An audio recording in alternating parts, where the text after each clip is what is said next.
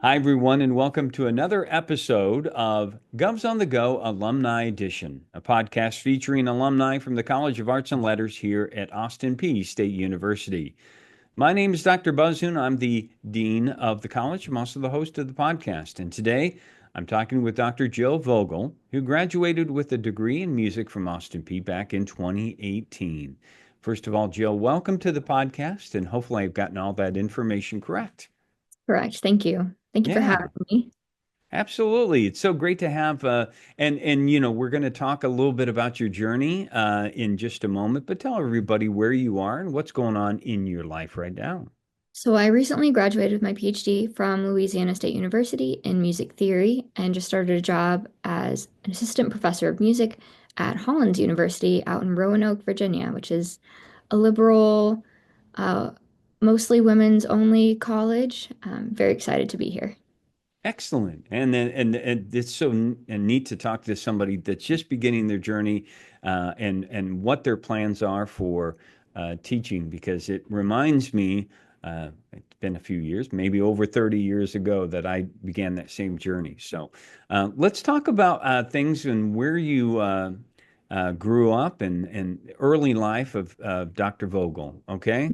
And so so you told me you grew up in Mount Juliet, Tennessee, and what kind of things did you like to do, and who were your early influences? So early on, I danced a lot and Oh, I picked up random instruments left and right. One of my biggest early influences was my mandolin teacher, Andy May, who has just an incredible understanding of music, and I could bring any random instrument to him and we could figure it out together. So yeah, that was my biggest early music influence, and of course, grateful for my parents who were always like, "Yes, if that's an instrument you want to pick up for this year, sure, why not? We do cello lessons, even though you've been playing clarinet for 5 or so years. Why not pick up guitar this year or piano this year?" So I was very grateful to be able to explore all facets of music and see what kind of instruments speak to me the most. huh. So tell me all the instruments that you at least took a shot at. There were a lot. There was so is there one that you said you gave up, but then you wish or maybe you still have time. You're still a very young person. Are you going to go back to that? I would like to go back to the cello at some point. I'm Hmm. always working on piano. It's not my primary instrument, but it's the one that I use most for teaching. So I have the necessary skills, but I would say not say that I can perform on the piano. I don't think anyone wants to hear it for pleasure. But teaching wise, it's fine. So piano is one that I will always be working on growing since it's so paramount to my teaching. So when young people, I think, are learning how to play an instrument and explore that possibility, there's one thing about uh, practicing and learning how to do that, and it's another about performing. Did you enjoy performing at all? I mean, or was that something that I can tell you, my daughter learned how to play the piano, and when she was doing recitals, she really could have done without that. I'm the same as your daughter. Okay. I am not the biggest performer. I went music theory track, which is the academic side, not the performance side, for sure. I've no desire to stand in front of people. Even public speaking isn't always my favorite thing. It's always like quite nerve-wracking the first like 2 or so weeks of school to be like, oh gosh, I'm back in front of a classroom. I have to talk for this amount of time in front of people staring at me. So definitely did not enjoy performing, but I did enjoy the connections with friends and the camaraderie that I had from performing with people, especially at Austin Peay. I Okay. missed that connection for sure, but not the actual act of being up in front of people. So, where did you go to high school at? I went to high school at Wilson Central High School, where I was only in band for 2 years, which is pretty rare for this like music track mindset. But I ended up needing to take time off to work on my mental health. So we pulled back on the extracurriculars. And so I only actually ended up in band in college because my mom was like, hey, you need to do this. It's going to be your best way to make friends at Austin Peay. You're going to school where you don't know anyone. So join the band, get back into that, even though you haven't for 2 years. And Mr. Schnettler was quite kind and was very encouraging, like, yeah, join the band. We'll figure it out. Um, That so sounds like it. started That that. sounds like him. So, were you lucky enough to get you to come to Austin P? What was the decision-making process? Because I think you had a different major when you came here. Oh, I went through a couple majors. Okay. Or I started psychology with a dance minor. Um, Dropped psychology immediately, week one. Was undecided for a while, but the biggest push in going to Austin P was actually that my mother, Dr. Vogel, in the math department, teaches there, and it was a campus that I was raised on, basically. So anytime I was on spring break or fall break, I would just go to work with my mom and like sit in her office, and I knew a lot of the math department pretty well. They've been I've been going to their Christmas party since I was 7. So it just felt already like home to me, very Yeah. familiar, very comfortable. So it was an easier transition than going somewhere I didn't know. And I knew already too that I wanted a smaller school where I would get to know my professors on a much more individual basis as opposed to a larger school like the University of Tennessee. I wanted that interpersonal connection. I think that was really important for me in order to be successful through undergrad. Yeah, and I like that, Jill, that you mentioned even the possibility of exploring different majors because I think so many times a young person is, we especially parents do this, and I was guilty of this talking to my son and daughter's friends that to say, where are you going? What are you majoring in? What can you do with that degree? And so you just get pigeonholed because you think I'm going to provide this answer to you so that people stop asking all the time.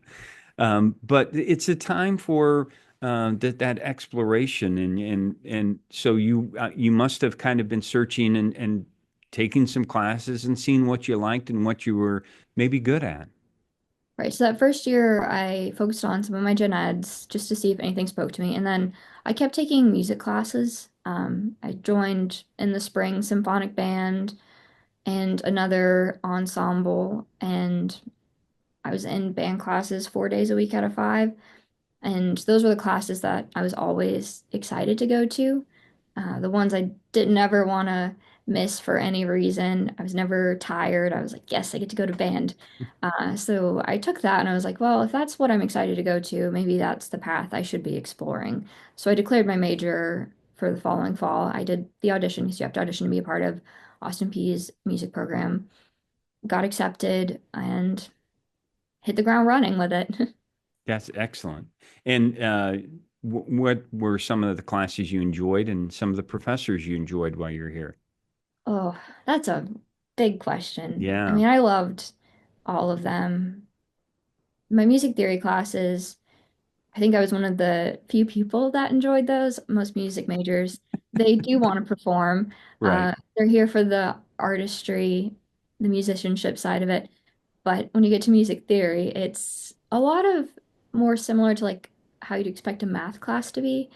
And it's very factual and far removed from the musicality side of it. And so a lot of musicians automatically are like, no, thank you to that. But I really clicked in on it. I mean, I love doing all kinds of like puzzles, like Sudokus and stuff. And to me, music theory always just feels like a little numbers puzzle. So Interesting. day one, that one spoke to me quite deeply. It was just fun, like just solving little puzzles. But beyond that, I always loved my ensembles and my conducting classes with Dr. Walnick. Always were really inspiring. Hmm. That's interesting. I just happened to see your mom just a few days ago, and I said to her, I said, "How did you get a daughter that was?" Uh, because I knew she's in math. I said, "How did you get somebody that was creative?" And she said, "Oh, they're very similar." And now that you've explained it this way, I see the similarities, and she did too. She was always down to talk about how math and music are connected. At one point, we even presented at a math conference together about some of those connections. So that was pretty fun. Yeah, I saw that. And then, so what was that like? It must have been a little surreal to be at a conference with your mom. Especially considering our different disciplines. Hmm. Um, it was definitely something. I mean, I was mostly there just playing the ukulele while she talked about some of the math behind the harmonics. But yeah, it was definitely surreal. I felt definitely out of my element being at a math conference. Well, now there's probably a future of you attending other. No, not you're going to have different conferences to go to, but I think we've strayed far enough from each other at this point that I don't foresee that happening as much in our own research. These days, I research primarily political music and activism, and she's doing whatever in the math world she's doing. but and the other thing that I wanted to know, which is something that I think is always interesting, when did you stumble upon I could be a teacher? Because having educators in the family, was that something that you were resistant of? No, I was never resistant to that. I mean, yeah, never. I saw the inner workings of it. It was always a part of me. I mean, my undergrad degree was music education. Hmm. So I have that K-12 certification, which I'm beyond grateful for. But I did know from pretty early on at that point that teaching children wasn't my truest desire. I really love teaching this young adult phase that I'm in, where you can help them figure out the world a bit more deeper, transition, discover truly who they are, and how to stand on their own. I love being a part of that period in their lives. Hmm. Was there a moment that you came to really to see that as a realization that said, um, "This is where I should be"? I don't think there's a specific moment. It just developed over time and with Hmm. experience and more practice teaching children specifically. So while you're on Austin P, as you said, you're involved in different music ensembles and also marching band. Um, when did you make the decision that you were going to continue to get your, pursue other degrees? Did you ask when was you You, cut out? when did you decide that you were going to continue your education and pursue other degrees? So that was actually really early on. I was quite lucky. I had piano lessons like sophomore year with Dr. Hallbeck, and we were just going over harmonizing chords with a given melody, one of the skills we have to pass in our music degree. We have like 5 piano skills we have to pass. And she was just quizzing me on the chords, and she looked at me and she said, "Have you thought about a career in music theory?" And I was like, "No, that's a thing." And she was like, "Yeah, that's definitely a thing. And this is really coming quicker to you than I've seen in a lot of students. You should really consider a career in music theory." So I looked into it, and the other thing is I knew it had a bit more job security. A lot of the music uh, professional or master's and PhD programs, DMAs, they're really competitive. If you're trying to get a DMA and be a clarinet performer and slash teach college clarinet, it's incredibly competitive. There's so many people graduating with that degree, but a lot of musicians hate music theory. So that gives me a bit more job security, Hey. a bit more. I mean, obviously, I'm on a tenure track job fresh out of the gate. Incredibly lucky to even have that when it's already a bit competitive, but not to the extent of trying to do clarinet performance in any regard. So that was a good reason for me to follow this. Plus, I enjoyed it. It was a way to continue music. It was a way to find teaching at the collegiate level, which is what I hoped for. But really, it's all Dr. Hallbeck who said, hey, this is an option, which I didn't know because it's not a normal option that people are thinking about when they're getting their music degrees. So that was the plan then. And then was just trying to determine what the next step was. Where did you head to after Right. So I talked to some IMG? of my other professors, Mr. Schnettler, about what it means, and they all gave me some guidance and said, start looking into these journals, which I could not understand anything that was happening in those journals with my 2 semesters of music theory. And this is like people with their PhDs who are writing these journals, but it was a good starting point because he's like, you need to read these journals and see if this is something you really are interested in.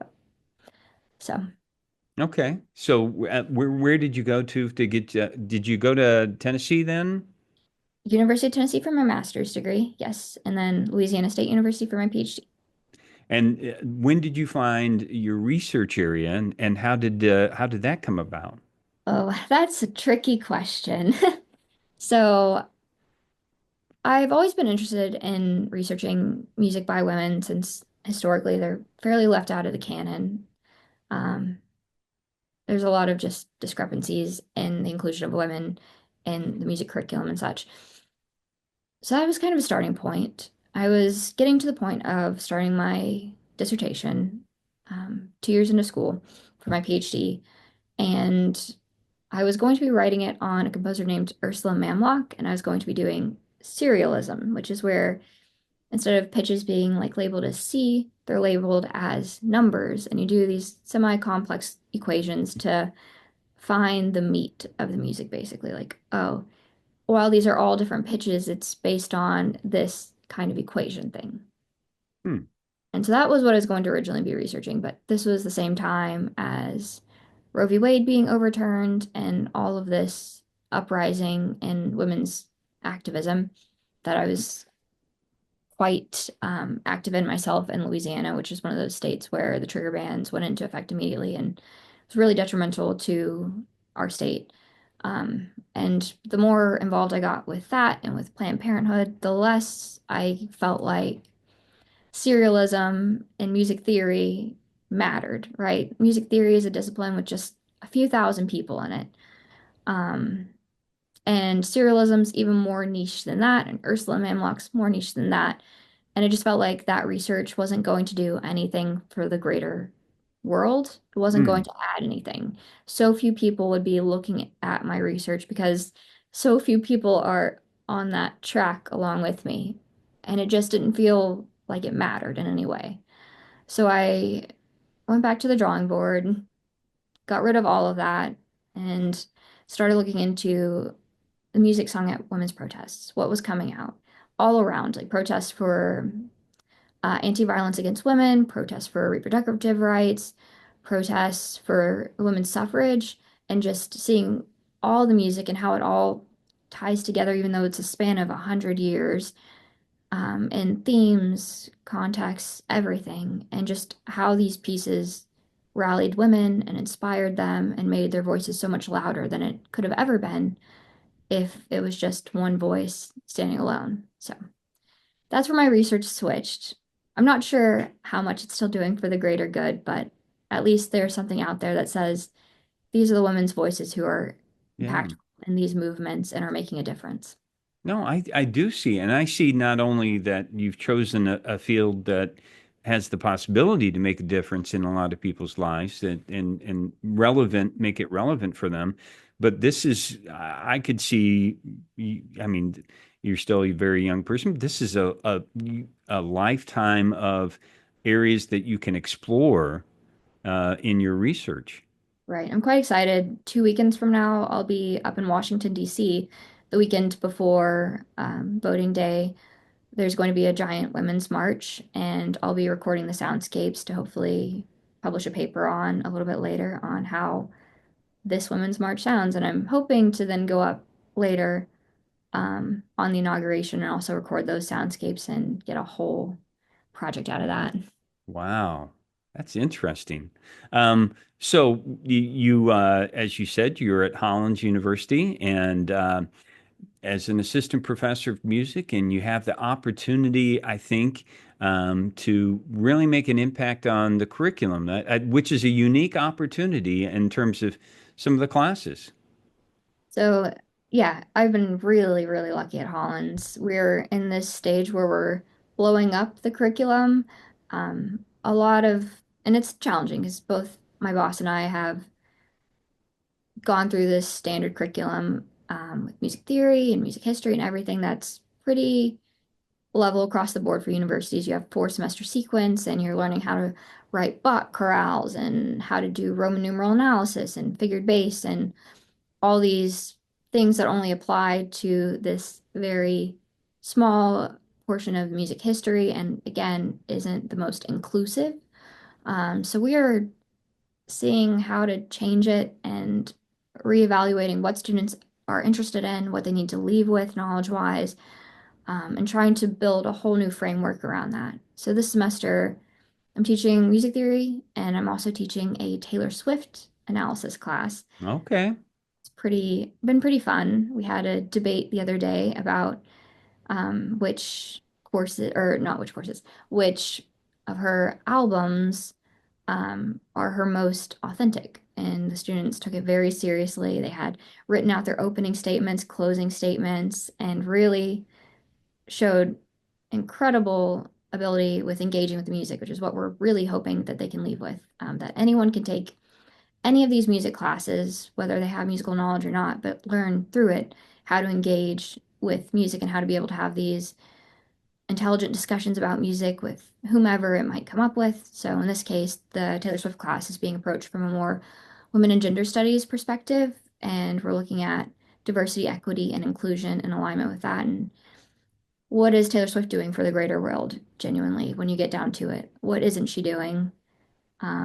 Let's really be able to analyze this. A lot of my class are Swifties, so I've been grateful that they've been willing to truly look at it from a critical eye that they don't Mm. normally examine her music with and have been Hmm. open to this experience and have been bringing great insight to the class. So we're going to be building more classes like that moving forward.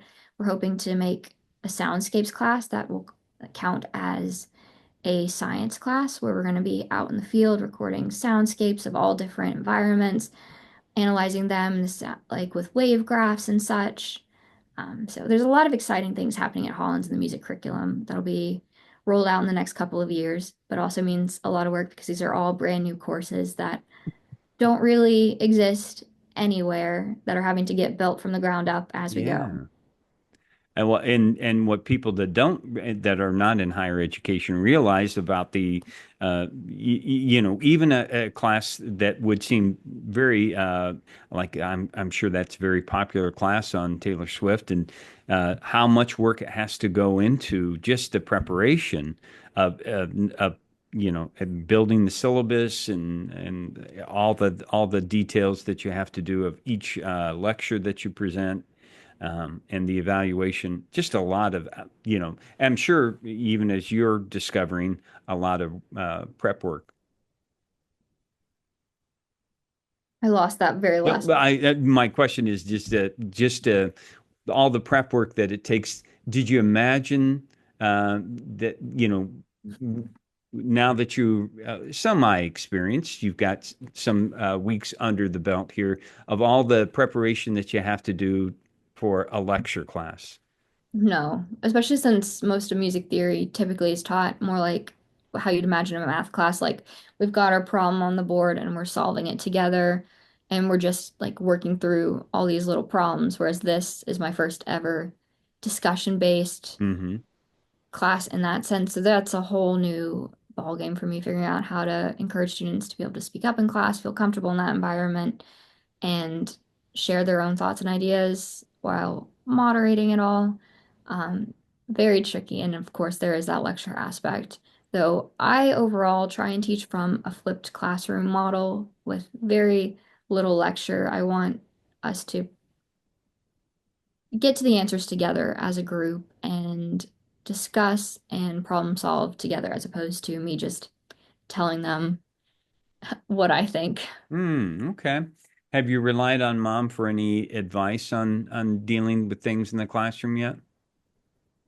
Only some, but more on the more challenging aspects, um, how to address student concerns and such. Hmm. So I know you're early on, but the fact that other people have impacted you in such a positive way, as you mentioned, Mr. Snetler or Dr. Hallbrook or other people here at Austin Peay or even in high school or junior high and those kind of areas. Have you realized you have the same potential to impact and help guide a young person and certainly with their appreciation and love of music? I mean, I hope so. At LSU, I've had, while I was there getting my degree, I was also teaching classes, Hmm. and I'd had the same students for several semesters in a row. So I really got to build those interpersonal relationships. And as well, I had a few students who would be like, "Hey, have you thought about a career in music theory? Because you're really crushing it in this class." Um, that's always a fun conversation to have, but I hope so. I mean, I'm still quite new in Hollins, haven't gotten that deep in my interpersonal connections with my students yet, but hopefully. Yeah, that's great. I look forward to following your career. Uh, Jill, one of the things we always like to ask our guests at the very end is what kind of recommendations you would have for our Austin Peay students, somebody like yourself that exploring what the majors could be, what to study, and what Hmm. kind of advice do you have? There's a couple of things I would say. First, I would say talk to your professors, go to their office hours, go to their office hours. Hmm. They're there for a reason. And in those office hours, talk about what your interests are and what potential career paths you might have. Make sure your professors know you. They can't guide you if they don't know you. I mean, that's pretty straightforward. But the more they know about you, the more they'll be able to help since they know all the different pathways you can go with the degree you're in. Um, they might have some insight, such as Dr. Hallbeck telling me, "Hey, have you thought about music theory? That's a niche part of the music career as a whole." So definitely lean into your professors, get to know them. It helps. And then beyond that, should you choose these crazier paths with grad school and all of that, if this is the career path you choose in any regard that involves that, just say, remember that it's not about who's smartest in the room, but it comes down to grit. Grad school gets hard for everyone, and there are many moments where I'm not the smartest in the room. But if you just keep pushing, you will be the one Yes. to make it to the finish line because being smartest isn't all it comes down to. It comes down to so many different things, but the biggest one I found is just grit and determination and perseverance. Absolutely. I think that it's some great advice, the whole idea that it's not a sprint, it's a marathon. You know, you just need to keep at it. And sometimes it's just a good reminder for somebody going through the graduate school experience. Undergrads too. I mean, just keep going and you'll get there. Well, Jill, it's been so great talking with you today. I'm looking forward to following along and seeing what you're doing, how the Taylor Swift class goes, and other future classes that you do at Hollins. Well, thank you so much. And thank you for having me. It's been great to chat with you about Austin Peay. Absolutely. And thanks to all of our listeners and viewers out there for joining us today. We hope that you'll continue to join us as we profile some of the outstanding alums we have here in the College of Arts and Letters at Austin Peay State University. So until next time, stay safe, take care, and God bless.